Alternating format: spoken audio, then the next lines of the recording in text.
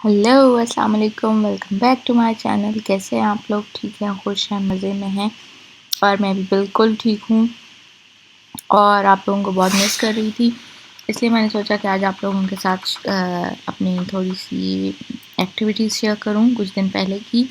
और ये रीसेंट नहीं है, ये आज से 10 से 15 दिन पहले की एक्टिविटीज़ हैं। और अभी सिचुएशन ये है कि अब तो अल्हम्दुलिल्लाह मैं बिल्कुल ठीक हूँ और स्टेबल हूँ। बट कुछ दिन पहले, जैसे कि मैंने आप लोगों को लास्ट व्लॉग में भी बताया था कि मेरे साथ थोड़ा-सा इशू हो गया था, थोड़ा-सा प्रॉब्लम हो गया था। मुझे बहुत सीवियर सिम्पटम्स आना शुरू हो गए थे कोविड-19 के। तो क्योंकि मैं 3 दिन हॉस्पिटल में जॉब कर रही थी, तो वीडियो मैंने आप लोगों के साथ लास्ट वीडियो में शेयर भी किया था कि मैंने ड्यूटी की है। तो उसके बाद जो है मेरी तबीयत थोड़ी ख़राब हो गई। फिफ्थ डे पे आके मुझे इन्फेक्शन स्टार्ट हो गया, चेस्ट कंजेशन हुई और सोर थ्रोट हुआ। और उसके बाद मुझे हल्का-फुल्का बुखार होना शुरू हो गया। मुझे टेम्परेचर 2 दिन रहा, 99 और 100 के बीच में रहा, इससे 100 से ऊपर नहीं गया। और कफ़ थी, माइल्ड कफ़ थी और सोर थ्रोट बहुत शदीद था, बहुत सीवियर इन्फेक्शन था। मैंने अपने डॉक्टर से कंसल्ट किया तो उन्होंने यही कहा कि आप सेल्फ़ आइसोलेट कर लें। उनके कहने से पहले ही मैं अपने आप को आइसोलेट कर चुकी थी। अपने हस्बैंड और बेबी को मैं शिफ्ट कर चुकी थी दूसरे रूम में और मैं अपने ही रूम में आइसोलेट हो गई थी। अटैच्ड वॉशरूम है, वॉशरूम भी सिर्फ मैं ही यूज़ कर रही थी। तो मैंने सेकंड डे पे डॉक्टर से कंसल्ट किया कि whether I should go for test और नॉट। तो ही सेड कि अगर आपको सिम्पटम्स आ रहे हैं, तो अगर आपका टेस्ट नेगेटिव भी आता है तो भी आपको आइसोलेट तो करना पड़ेगा। बिकॉज़ उसका रीज़न ये है कि आपका मे बी फ़ॉल्स नेगेटिव आ जाए। तो क्योंकि आपको सिम्पटम्स हैं तो you need to isolate yourself whether it is common cold और कोविड-19, बट मोर प्रोबेबली कोविड-19 ही है, क्योंकि आजकल और कोई इन्फेक्शन नहीं हो रहा और जिसका भी गला ख़राब हो रहा है, जिसको भी बुखार हो रहा है, वो इसी कैटेगरी में आ रहा है। तो it was very spontaneous and unexpected. और मैं बिल्कुल भी जो है एक्सपेक्ट नहीं कर रही थी। हम लोग बहुत ज़्यादा प्रिकॉशंस ले रहे थे। मैंने आपके साथ अपनी पिक्चर भी शेयर की थी कि जब मैं जॉब पे भी इवन जा रही थी तो मैं कितनी ज़्यादा प्रिकॉशंस ले रही थी। और मैंने मास्क भी पहने, मैंने ग्लव्स भी पहने, मैंने हेलमेट भी पहना। क्या हुआ? Still I developed the symptoms. नीचे क्यों तो बैठे हो? मेरे लिए बहुत ज़्यादा चलो उठ जाओ। शॉकिंग था। और दूसरा ये कि मेरा बहुत आओ छोटा खिलाओ। बेबी है, मेरा आ जाओ। 2.4 मंथ्स 2 इयर्स 4 मंथ्स का बेबी है। तो मेरे लिए एक अनएक्सपेक्टेड सी और अनप्लेजेंट सी फीलिंग थी कि मैं आइसोलेट हो रही हूँ और मुझे अपने बच्चे से दूर रहना पड़ेगा एटलीस्ट फॉर 14 डेज़ और मोर, अगर मेरे सिम्पटम्स वर्स्ट होते हैं तो।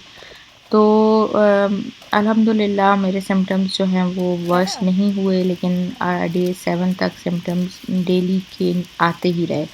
मुझे शुरू के 2 दिन बुखार रहा, फिर उसके बाद मुझे शदीद सोर थ्रोट शुरू हो गया। सोर थ्रोट के बाद मुझे 5 दिन बहुत शदीद गला ख़राब रहा। उसके बाद 5वें दिन मुझे हल्की-हल्की खाँसी डेवलप हुई और मुझे डायरिया भी हुआ। और फर्स्ट 3 डेज़ विद टेम्परेचर मुझे शॉर्टनेस ऑफ ब्रेथ थी, एक्सट्रीम शॉर्टनेस ऑफ ब्रेथ। और घबराहट होती थी मुझे बहुत ज़्यादा और मेरी साँस जो है वो एकदम से फूल जाती थी और साँस जो है वो रुक-रुक के आती थी। और there that was really difficult time. बहुत मुश्किल वक़्त था मेरे लिए। आज जब मैं ये वॉइस ओवर कर रही हूँ तो it's my 12th day and after 2 days I will break my isolation. अल्हम्दुलिल्लाह डॉक्टर सेड कि आप 10 दिन बाद भी कर सकते हैं आइसोलेशन ब्रेक, बट मैंने 14 डेज़ पूरे करने हैं अपने। और मैंने सोचा कि 14 डेज़ जो है वो बिल्कुल भी इस चीज़ को ख़त्म नहीं करना, क्योंकि ये मेरी फैमिली के लिए हेल्पफुल है। तो जी इंशाल्लाह मैं अपनी सारी चीज़ें डिटेल के साथ आपके साथ शेयर करूँगी। अभी हम चलते हैं रेसिपी की तरफ। अभी मैं आज आप लोगों के साथ नान बनाना शेयर कर रही हूँ। मैंने ईद पर बनाए थे तो मैंने रेसिपी रिकॉर्ड की थी आप लोगों के लिए, तो मैंने सोचा कि इस व्लॉग में डाल देती हूँ और आपको बता देती हूँ। आपने क्या करना है कि यीस्ट लेने हैं 2 चम्मच, नमक लेना है 1 चम्मच और आपने एक चुटकी बेकिंग सोडा लेना है। और उसके बाद जो है वो 1 कप आपने दूध का लेना है, ठीक है। और उसमें आपने ये सारी चीज़ें आटे के अंदर ऐड कर देनी है। 1 कप 1 चम्मच क्रीम का लेना है। और उसके बाद ये सारी चीज़ें ऐड करने के बाद आपने नीम गर्म पानी लेना है। जो आटे को गूँधने के लिए आपने पानी यूज़ करना है वो नीम गर्म यूज़ करना है। इसी में आप ये सारी चीज़ें डालने के बाद 1 कप दूध का डाल देंगे। क्या-क्या चीज़ें हैं, 2 चम्मच यीस्ट है, 1 चम्मच नमक है, और उसके बाद 1 चम्मच क्रीम है, और बेकिंग सोडा है चुटकी भर, 2 चुटकी डाल दें आप। और मैंने इसमें 2 कप आटे का लिया है और 2 कप मैदे का लिया। आप सिर्फ मैदा भी यूज़ कर सकते हैं, लेकिन मुझे जो है वो इस तरह ज़्यादा पसंद था। वो बिल्कुल ही रबड़ की तरह वाली नान मुझे बिल्कुल अच्छे नहीं लगते। तो मैंने 2 कप आटा और 2 कप मैदा यूज़ किया है। ये इसको अच्छी तरह से हम गूँध लेंगे। इसमें पानी जो भी आपने यूज़ करना है वो नीम गर्म पानी यूज़ करना है, और बिल्कुल इसको सख्त सा आपने गूँधना है, नरम नहीं करना। अगर आप बहुत ज़्यादा आटे को नरम कर लेंगे तो आपका जो नान है वो अच्छे से नहीं बनेंगे और वो टूटेंगे, और वो तवे पे जाने से पहले ही स्प्लिट हो जाएँगे और आधे नीचे गिर जाएगा। इसलिए आपने आटे को जो गूँधना है, मेबी आप में से बहुत सारे लोग तंदूर पे नान लगाना जानते हों, तो मेरी मदर इन लॉ तो बहुत अच्छे से जानती थी तंदूर पे नान लगाना। तो आटा मैं उन्हीं से कहा है कि वो मुझे गूँध कर दें सख्त सा। और लास्ट टाइम मैंने बनाए थे तो आटा थोड़ा नरम था, इस वजह से नान जो है वो टूट रहे थे। इस दफ़ा आटा मैंने थोड़ा नरम लिया है। फिर मैं आपके साथ शेयर करती हूँ गर्मियों में डिनर की क्या-क्या चीज़ें आप बना सकते हैं। लास्ट व्लॉग में आपके साथ कढ़ाई शेयर कर चुकी हूँ। ये सेम डे ही मैंने बनाई थी भिंडी भी। और आपने भिंडी कैसे बनानी है, आपने वो क्लिप मुझसे मिस हो गया। पहले आपने ऑयल में भिंडी को अच्छे से फ्राई कर लेना है। आपने भिंडी को शैलो फ्राई करना है जब तक उसकी जो क्या कहते हैं उसको, क्या कहते हैं, वो जो उसके अंदर स्टिकी स्टिकी सी चीज़ आती है वो ख़त्म नहीं हो जाती, तो आपने तब तक उसको फ्राई कर लेना है। फ्राई करने के बाद आपने उसको ऑयल से निकाल लेना है, और उसी ऑयल में आपने प्याज डाल देना है। प्याज को अदरक लहसुन का पेस्ट डालना है, उसको अच्छे से भूनना है, और उसके अंदर टमाटर डाल देना है। बेशक वो ज़्यादा अच्छे से ना गले हों, आपने टमाटर डाल के थोड़ा सा पानी ऐड कर लेना है, और इसमें फिर कौन आपने पिएगा? अपने मसाले ऐड करने हैं।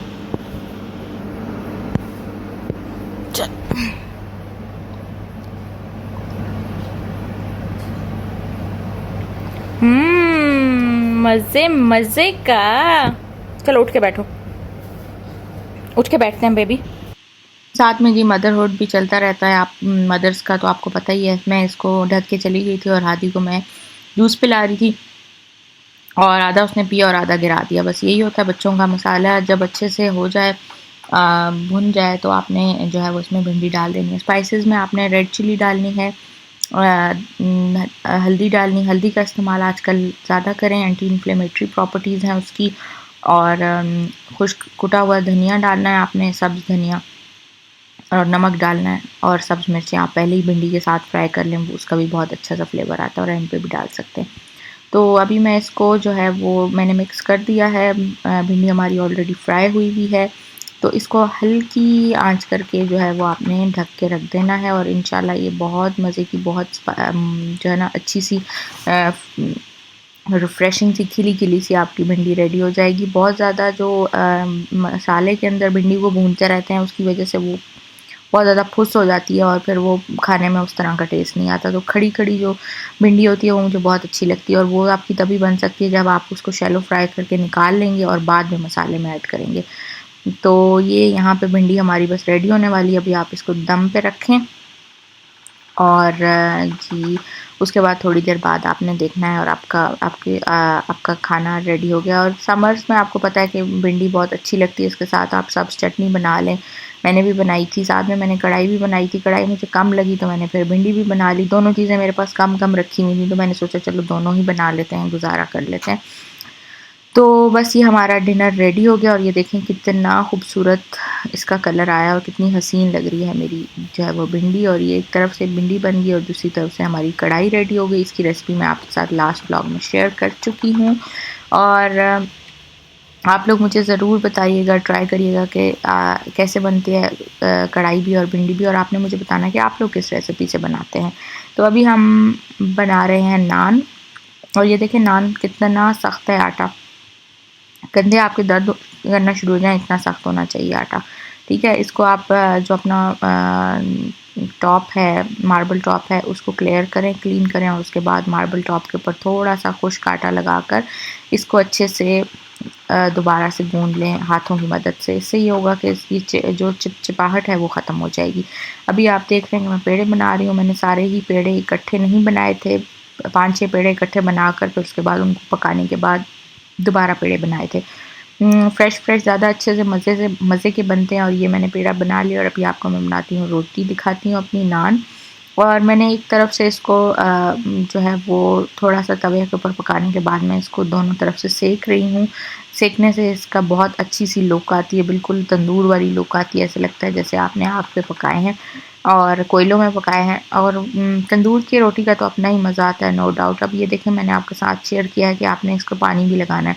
जब आप इसको बेल लें प्रॉपर्ली तो एक तरफ जो साइड आपने तवे के ऊपर डालनी है उसके ऊपर फुल पानी डाल दें, उसको पानी से नहला दें, बिल्कुल नाइयाँ-नाइयाँ करा दें उसकी और फिर उसके ऊपर तवे पे ऊपर डालें। और फिर तवे के ऊपर डालने के बाद आप उसको छोड़ दें और जब उसका पानी नीचे से खुश्क होगा तो वो तवे को छोड़ देगा और उसके बाद आप उसकी साइड चेंज करें। इस तरह से साइड चेंज करने के बाद हल्का सा उसको जो है वो आप तवे के ऊपर पकाएं और बाकी आपने ऑयल के ऊपर सेक लेना है। ये हो गया जी हमारे नान रेडी और हमारा समर्स का डिनर रेडी। अगर आपको पसंद आया हो तो मुझे ज़रूर बताइएगा और मुझे दुआओं में याद रखिएगा कि मैं मुकम्मल सेहतियाब हो जाऊँ और आपके साथ अच्छे-अच्छे व्लॉग शेयर करूँगी। मैं आपसे मिलूँगी नेक्स्ट व्लॉग में। टिल देन टेक केयर, अल्लाह हाफ़िज़।